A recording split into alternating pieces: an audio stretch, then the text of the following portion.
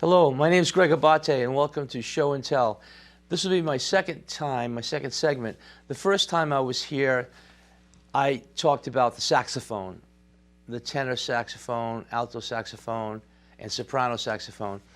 And you can find that on the same channel as you will see this one. But today I wanted to talk about another reed instrument that I didn't mention last time, was the clarinet, which is in B flat. And it comes in four different parts. So you got, this would be the lower joint, this upper joint, and this attaches here. Like there's there's cork in between the segments on the tenons that attach the clarinet. So this part here, and then this is the bell, which goes here, the bottom, sorry. So you got this.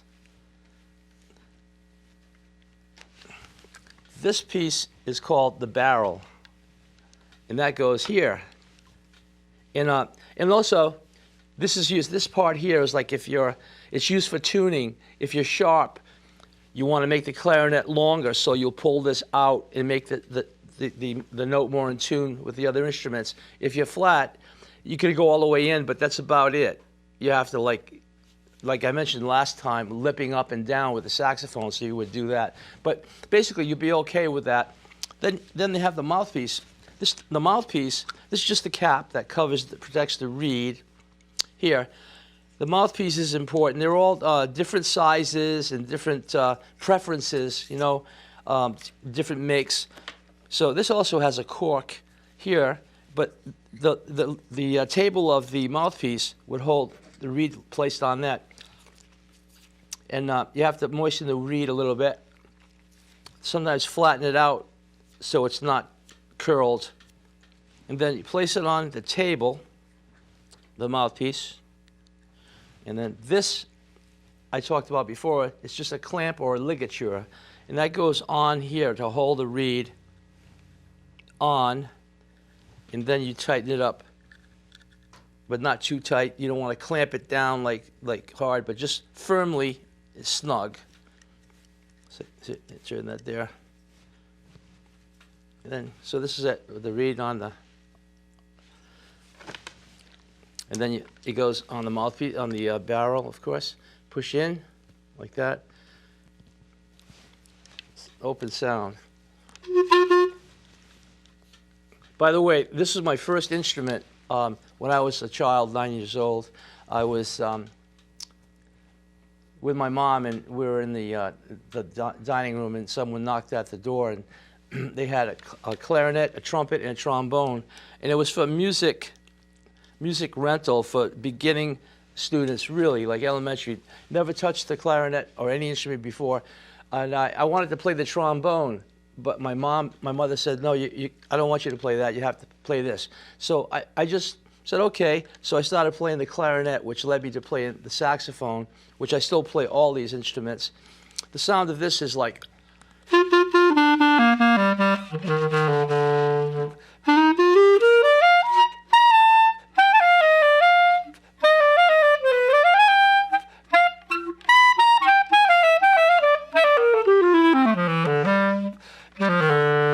That's the lowest note.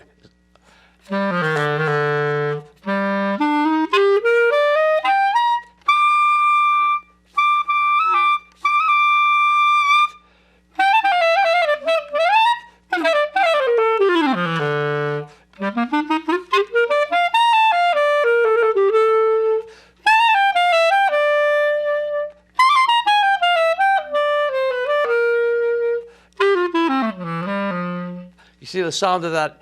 I'm using different kind of articulation. I was playing legato, which is like slurred, but I'm also using a vibrato. It sounds like this. The note sort of waves, and you can have a different speed on that. And it's so many. There are so many variables to do playing a wind instrument. So if I wanted to play with a straight tone, as you say, it would be no curve.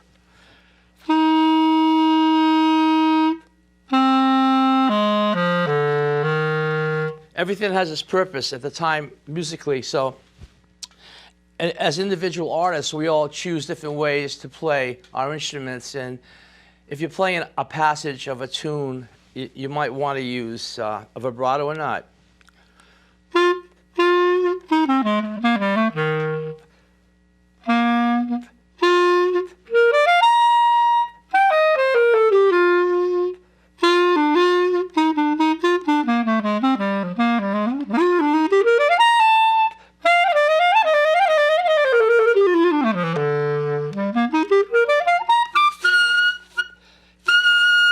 The clarinet, as you see, goes pretty high.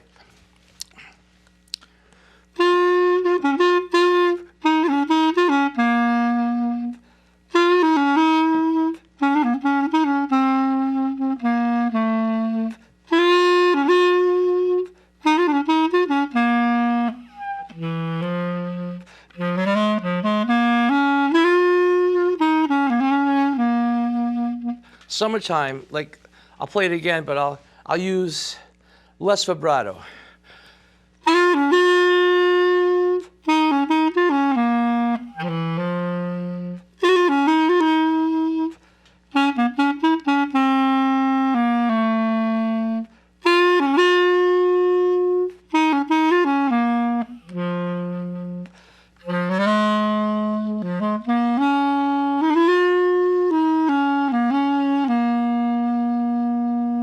So I use a little vibrato there. I know I cheated, but that's the way I play. So it's hard to change it sometimes, because when I'm playing, mostly when a musician's playing a solo or a passage, you can't help but being yourself when you play so long. So you tend to use different things where it just comes up instantaneously.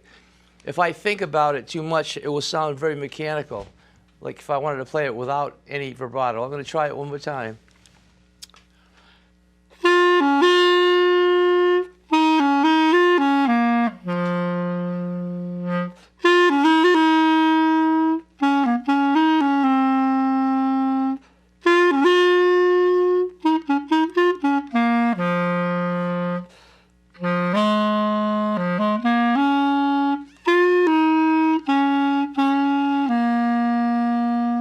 And then a gliss would be like this, chromatic.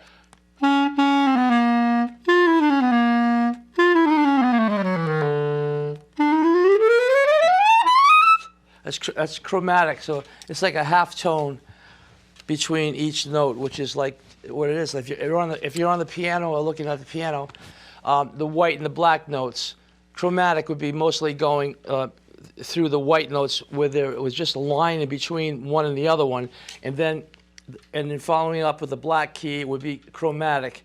So if you try that, just try to, well, maybe you should have like a teacher to show you some of the basic piano so you can see what I'm talking about. But chromaticism is just half tones.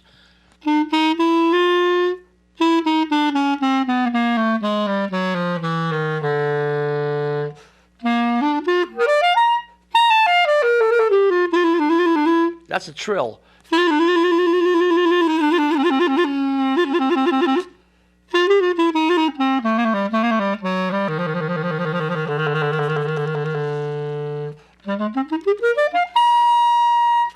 Staccato.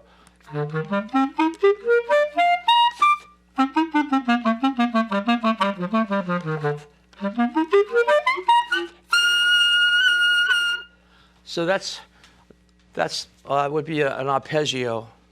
Like a major arpeggio would be minor.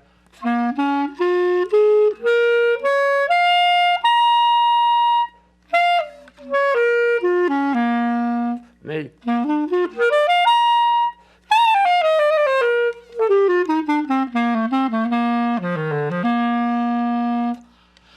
There you go. So clarinet, bell, lower joint.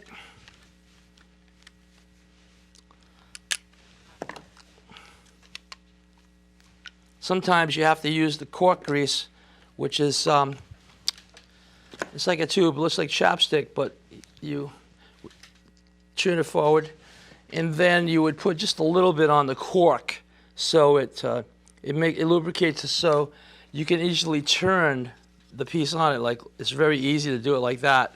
If not, you can really have to grasp it and like use a lot of strength to turn it. So you can do that on this joint here, and then the bell, and then the mouthpiece cork. Okay, oh, I wanted to show you this when I'm talking about the bell, and then I'll put this away. So that would be like this.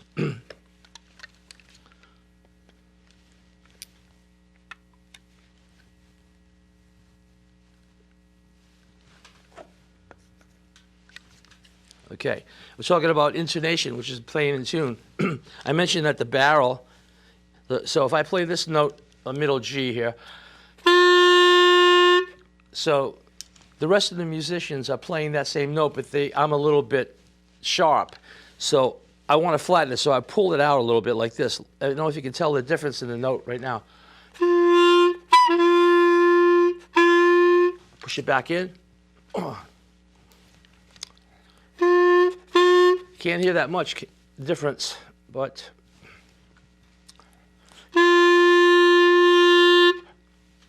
push it in, I'm flat. It's a little bit higher. I don't know if you can tell, but I certainly can. And it's like it's a fine difference. And this just protects the reed, so when you're playing in an orchestra, you want to play another instrument, like if you're playing saxophone with it, you'd have it on a stand, so if you need it, because sometimes in the music, in a big band, jazz band, playing saxophone, there'll be a section where you'll have some rests, and then it'll say to clarinet.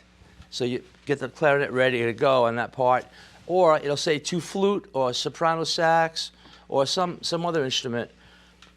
So this one, I'll put this down here. Incidentally, if anybody has any questions, you can email me at gregonalto@gmail.com, 1G. And I wanted to show you the flute now. This is like the flute. I started playing the flute in 1973. I was living in Los Angeles, California, and I went to an audition for the Ray Charles Orchestra, and unknown to myself, I was reading the book, like in what I was just telling you about, saying to flute. I did not have a flute, or I did not know how to play the flute, because I just basically was a clarinet saxophonist. So what I did was I had to go buy a flute and start practicing. Luckily for me that the music wasn't that demanding with the flute in that Ray Charles lead alto sax book. So, but I become really fond of the flute. It's really got a nice feel to it, and people say they like to hear me play flute on my recordings, but this is important. To get a good flute sound, you have to have your embouchure. You have to work with this, because if you don't have the right embouchure, listen. See, nothing's coming out. So you have to, if you can see my mouth,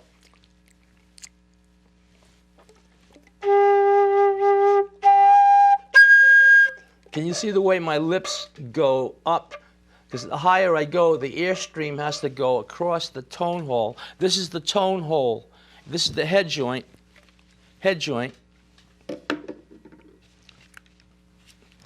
Upper joint. And this is, they call this the foot joint. And they all have pads like the clarinet. Oh, by the way, the clarinet, the thing that makes it more difficult on the clarinet is there's no pads on some of these keys. You have to make sure that your finger actually covers all that hole, or else you're going to get, like, you won't get the note out. Like this.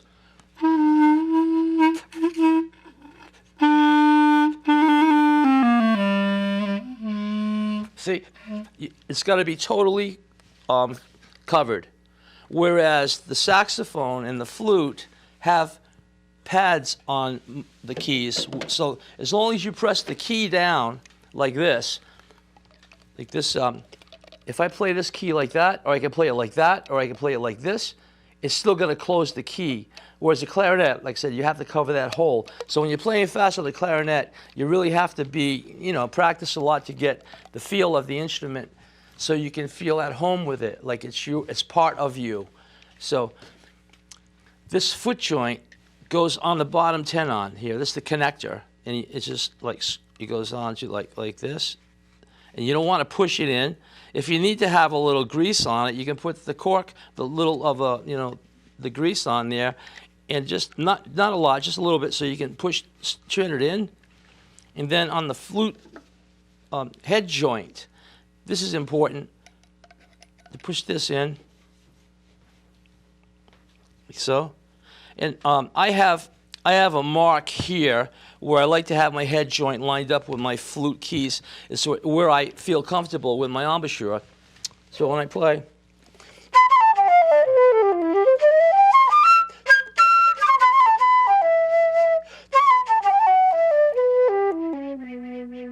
that's the lowest note. It's harder to play the low notes because you have to really blow down into the tone hole. If I blow upward, I'm playing the same fingering, but the airstream is not going into the tone hole properly to get this.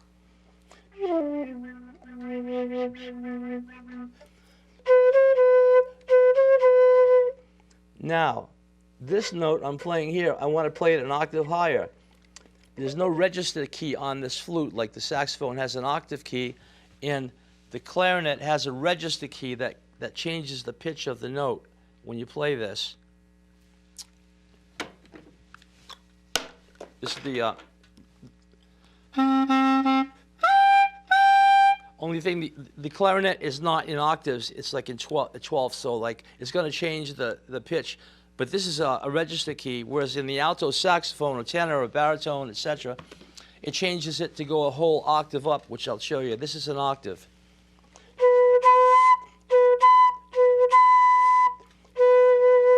So if I want to play that note up an octave, I have to like alter my embouchure. Can you see that, I hope? When I'm playing the flute, I automatically change because I'm used to playing that way. So it seems, if you have to think about that on every note you play, it would be very difficult. So with any instrument, you have to practice and get, like I said, make it feel like it's part of you. And this is like an extension of me when I play this to get my my feeling out if I'm playing a song. So if I'm playing, say, Wave by Antonio Carlos Jobim, this is a tune like this. You'll say,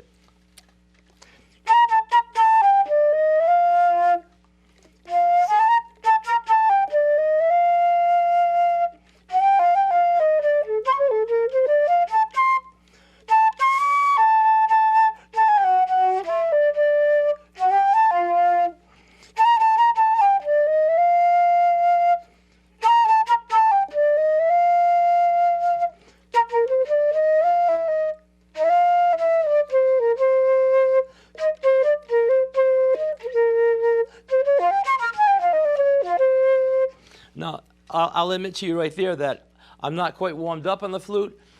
I wonder if you heard this, the notes were faulty. Now they're clearer because the blood is more in my lip. I'm playing, so it's like you have to like warm up so you can have a pure tone, or else it'll get like it'll crack on you,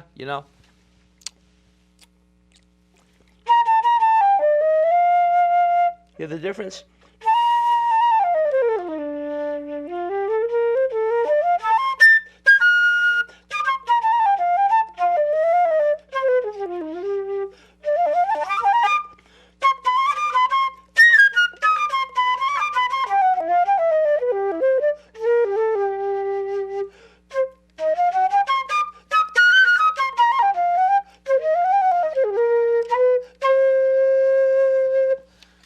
So that would be, I'm getting warmed up now.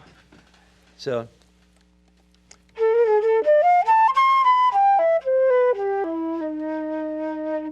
And vibrato on the flute as well as the clarinet. With the vibrato on the flute, it's this that's doing it, like this.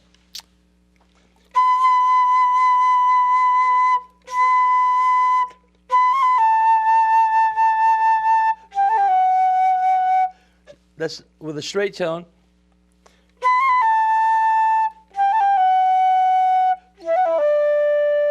Vibrato.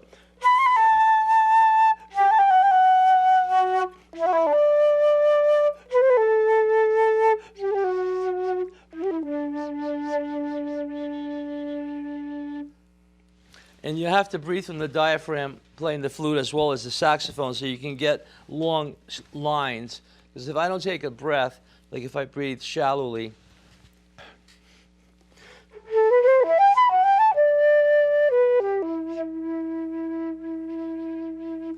I don't have a lot of air to go to stand by, so I'm playing its automatic big breath.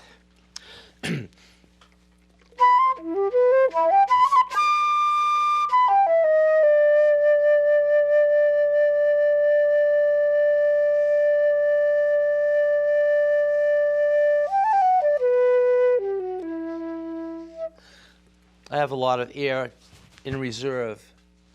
So there's a lot of things involved. In the short time I have on this show and tell, it's hard to explain everything like slowly because I know I want to get a lot of information in. But if, like I said, if you want to ask me some questions, I do private lessons as well. But if you have a basic question, you can just send me an email, and I really would like that. I like to help people learn about the instruments that they're playing.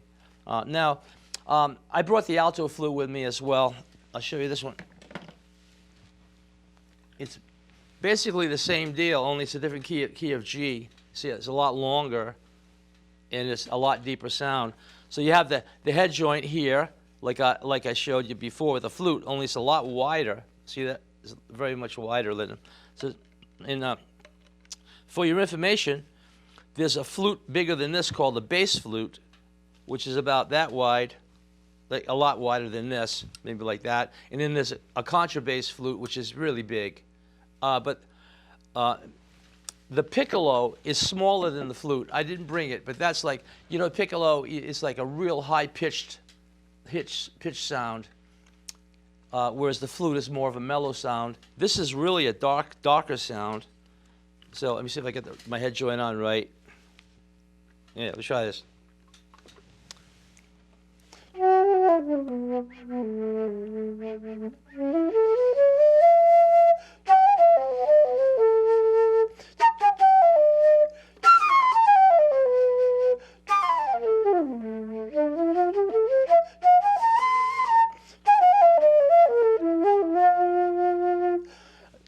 This is an original minor blues that I wrote. It's entitled Contemplation. It's 12 measures of a minor blues.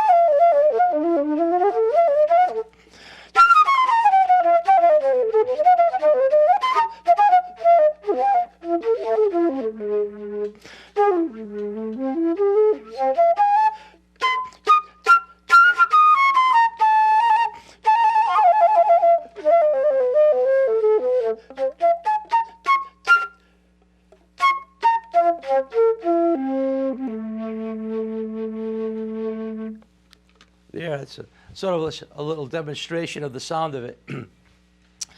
Anyway, I'm trying to think about different things I did. There's trills on this too.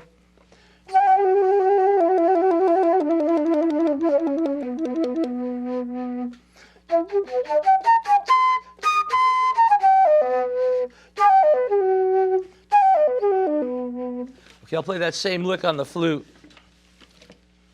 A lick is just a phrase. It's like it's like a slang.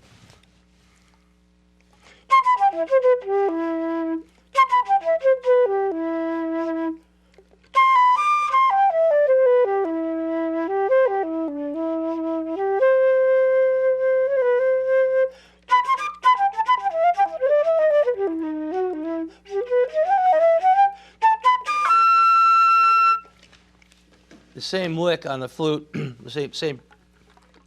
Yep.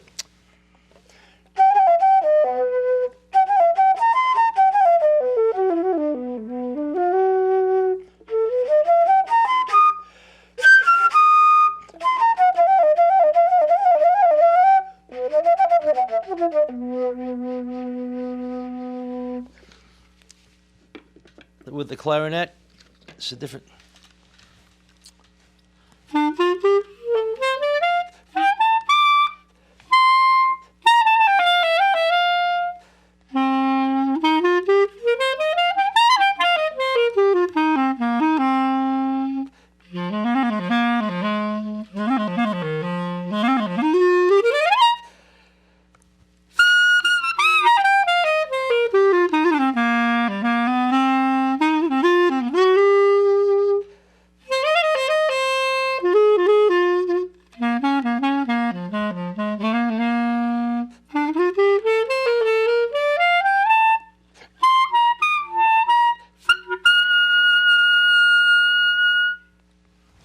There you go. Take one. Thanks for coming in today to check out some of the woodwind sounds. Remember to email me if you have any questions, okay? Take care. Happy New Year.